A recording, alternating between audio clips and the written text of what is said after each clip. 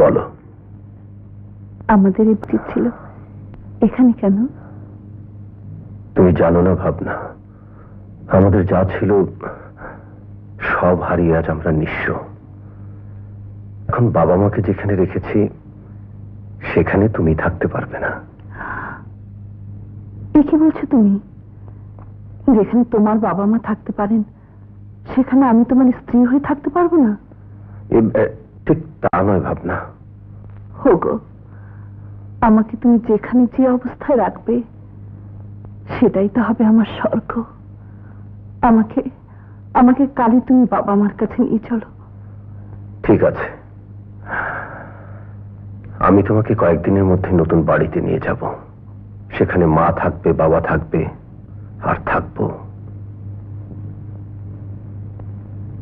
তুমি আর আমি।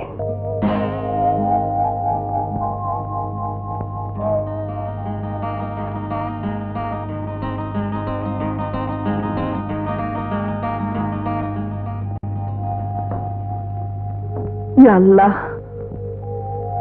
আমি দুনিয়ার কিছুই কোনোদিন দেখিনি, দেখার স্বাদও জাগেনি, কিন্তু আজ আমার মনে একটা স্বাদ জেগেছে আমার স্বামীকে একটি বার দেখার। তাই তোমার কাছে আমার জীবনের প্রথম এবং শেষ অনুরোধ, অন্তত স্বপ্নে হলো একটি বার আমার স্বামীকে দেখতে দাও। সে কেমন আমি দেখতে চাই। হে আল্লাহ, এই অভাগী স্ত্রীর স্বপ্ন তুমি একটি বারের জন্য সফল করে দাও। হে আল্লাহ, আমি প্রতি রাতে আমার স্বামীকে ঘুম পাড়িয়ে এখানে এসে ভোর পর্যন্ত তোমার নামে নামাজ পড়ব। আমার বিশ্বাস একদিন না একদিন তুমি আমার মনের আশা পূরণ করবে।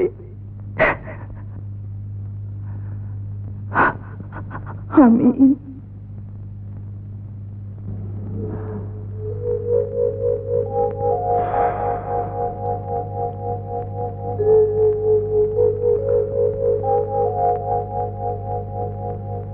আমাকে একটি বার দেখার স্বাদ পূরণ করতে সে এত কষ্ট করবে, এমন মেয়ে আমি জীবনও দেখিনি।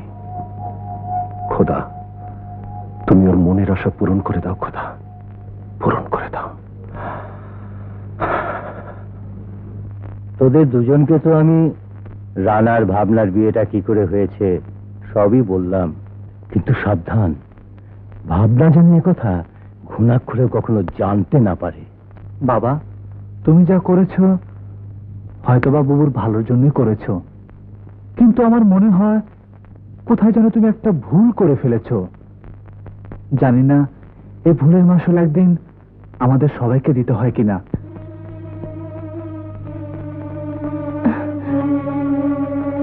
আমরা যদি বুবুর কাছ থেকে কথাটা চিরদিন গোপন রাখি তাহলে কিছুই হবে না। চুপ, ভাবনা আসছে, এখন এসব কথা থাক। ভাইয়া, তুমি এখানে এই ঘরে কথা বলছো না কেন ভাইয়া? শোন, তোকে সব বলছি। আমি হৃদয়ের অন্ধ বড় বোন ভাবনাকে বিয়ে করেছি। অন্ধ মেয়েকে বিয়ে করেছো? হ্যাঁ, কিন্তু বাবা মায়ের কিছুই জানে না। জানি না? না, শুধু এতটুকু শুনে রাখ, আমি যদি অন্ধ মেয়েকে বিয়ে না করতাম তাহলে তোর বিয়ে হতো না। আর তোর বিয়ে যদি না হতো তাহলে বাবা মা মরে যেত। কিন্তু ভাইয়া, আমার জন্য তুমি একটা অন্ধ মেয়েকে। আমি যা করেছি সবকিছু বুঝেই করেছি। শোন, বাবা মা আর তোর ভাবি যেন জানতে না পারে আমি বাধ্য হয়ে ওকে বিয়ে করেছি। কিন্তু ভাইয়া, আমরা ভাই বোন, এ কথা সবাই জানে তো? জানে।